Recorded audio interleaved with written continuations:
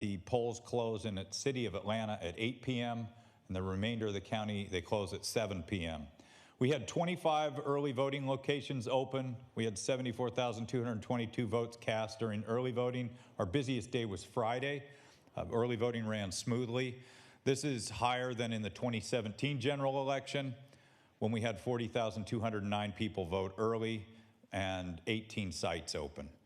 This is consistent with the overall increase in early voting participation that we've seen over the years.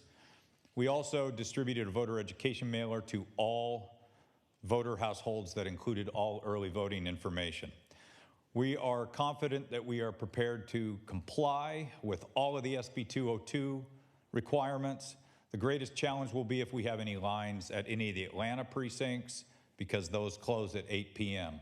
If anybody has an absentee ballot that they wish to return today to one of our offices, either our satellite branches at the South Annex or the North Annex or here at the Government Center, City of Atlanta voters can return ballots to any one of those three locations until 8 p.m. Any of the voters that are outside of the city can return ballots until 7 p.m. About half of our precincts are in Atlanta, so it could be a significant issue if any Atlanta precincts have, because we have 1 hour less to report numbers in the city of Atlanta versus what's happening outside of the city where polls close at 7. We've issued 7,635 absentee ballots, and as of yesterday, early afternoon, we'd received more than 4,800 of those back. It is likely to have a runoff election in at least one municipality, and the runoff date will be Tuesday, November 30th, and we will announce the early voting sites for that election once this election is certified. And now I can take questions. You have two places where you had people having to vote provisionally this morning. How would you term this success of this so far, then, if it's just those two incidents where you've had issues? Well, I think one thing you can point to, the progress, say June 2020, when the voting system was new and there were issues, most of the poll workers just struggled with what to do. Today, those poll workers immediately they opened the polls, they issued emergency ballots and processed voters until the issues were resolved. So that's progress right there. I think this election has run smooth, especially given how well early voting went. And now we've got a smooth running election day today. And so I would say right now it looks as though the election is going to be successful, as have the previous 5 before that. You said there was 2 sites with, I think it was technician issues. You said, can you explain that to me? Someone doesn't work in elections. What does that mean? These were the equipment that the poll technicians had. They did not deliver those pieces of equipment on time, which were the poll pads. So we'll have to find out why they didn't make those deliveries, but I won't know that answer to that today. And with that state review panel looking into Fulton County, any extra pressure for this election? Any extra state observers anywhere that you're aware of? Anything different for this election because of that? No, we have the performance review panel is actually here today. I mean, I've met with 2 of them today, and they'll be monitoring today. I'm not sure that it adds any extra pressure. I mean, if you're the elections director of Fulton County, you have scrutiny anyway, so there's always pressure. I think we've been cooperative with the performance review panel. They seem like 3 individuals who are objective and are going to look at us fairly, and I think I have a sense that they'll come to the proper conclusion on this. I've told staff to focus on us and not to worry about all these external things that happen, because we can get distracted. All the externalities that we've dealt with since June of 2020, we just have to do what we do. You talked about that new reporting deadline with SB 202. That's not reporting actual numbers, that's just votes counted, right? Is this adding an extra step? Is this going to delay our vote counts later? No, this shouldn't have any impact on tabulation. But what it does is it adds an extra step at the polling place. And I think the legislature needs to go back next year and correct the law, the inadequacy in the law that only gives the city of Atlanta precincts 2 hours to report these numbers rather than 3 hours, which all the other precincts get. And I'm not sure why we had that oversight at the legislative level, but I think they'll probably look at it next year and correct it. Does this set you up to struggle to meet that deadline? Only if we have lines. I mean, if the turnout is heavy at the end of the day and we have some lines in some precincts, it's going to be tight to get some of those in because it's almost half of our precincts.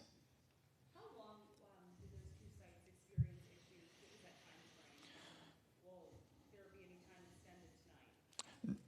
The polls, those polls opened on time and voters voted, so we won't have to extend the polls. I think the first location we got the poll pads, the new poll pads delivered there around 10 o'clock. The second one, it was later. I think it was closer to noon. What about Sutton Middle? Were there any issues there, any emergency ballots? The only thing that I've heard about Sutton Middle is that the scanner was down for a period of time, but the backup for that is to put the ballots into the emergency bin for scanning later.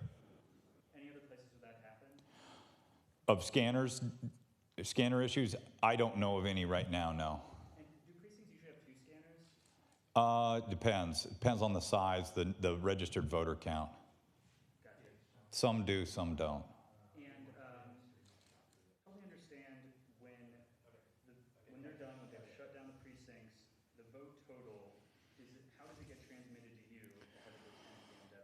We have a tool that we use with an internal program called WebEOC. Those numbers will go there, and then we'll put it into a data reporting tool that the Secretary of State's office has provided.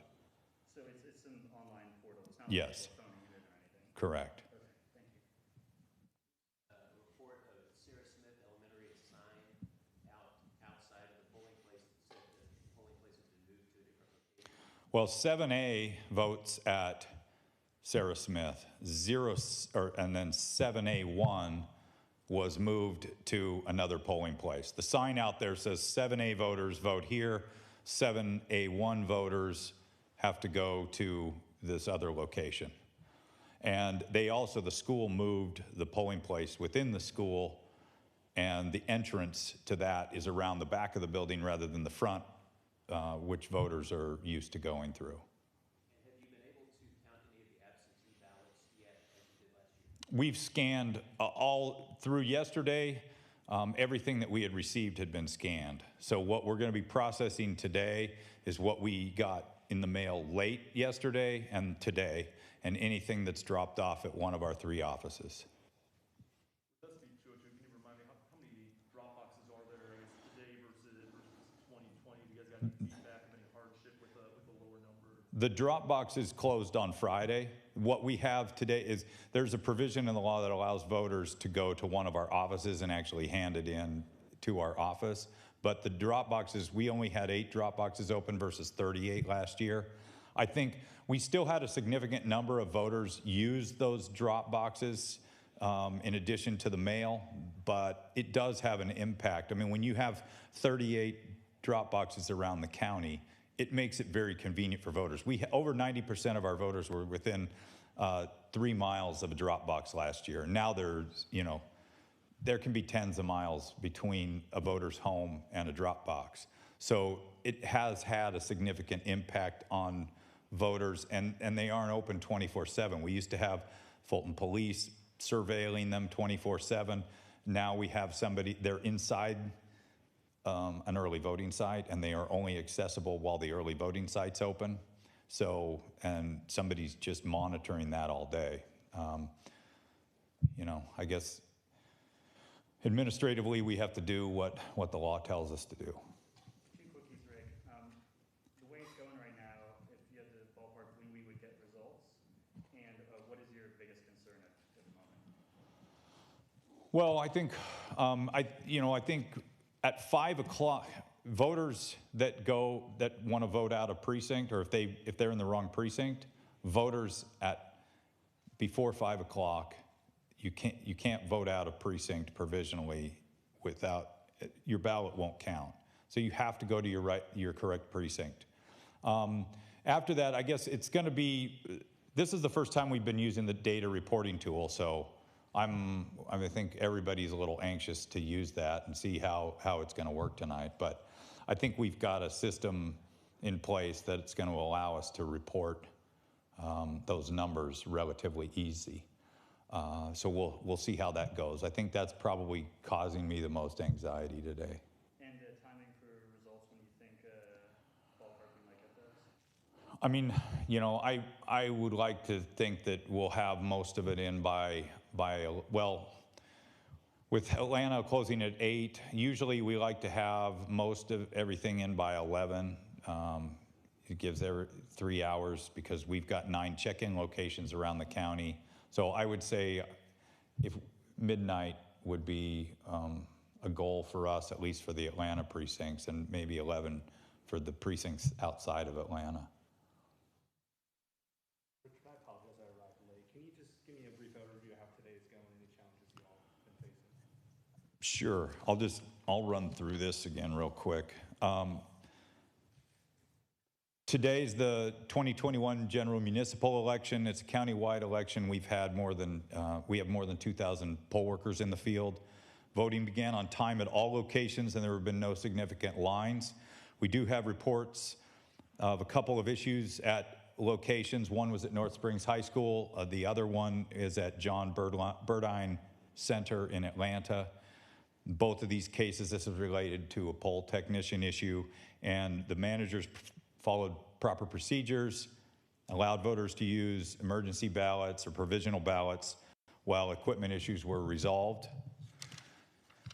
Turnout's been light but steady throughout the day. We often see a peak in the evening hours as voters get off work for the day. We had 24 early voting locations. Early voting ran smoothly. A total of 74,220 votes were cast. And with Friday being our busiest day, this is a much larger turnout than we had in the 2017 general election during early voting when we had 40,209 at 18 locations. But this is consistent with the overall increase in early voting. We distributed a voter education mailer to all of the households in Fulton County that included all of the early voting information. We are confident we are prepared to comply with all of the SB 202 requirements.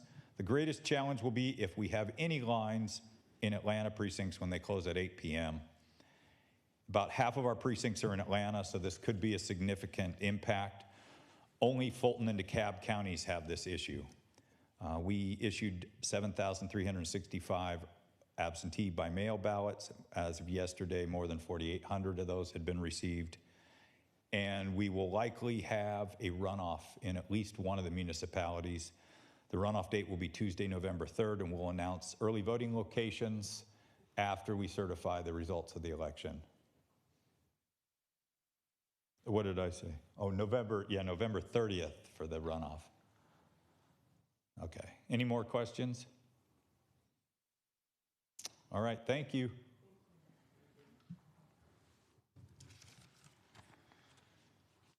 Now to get all of the Fulton County election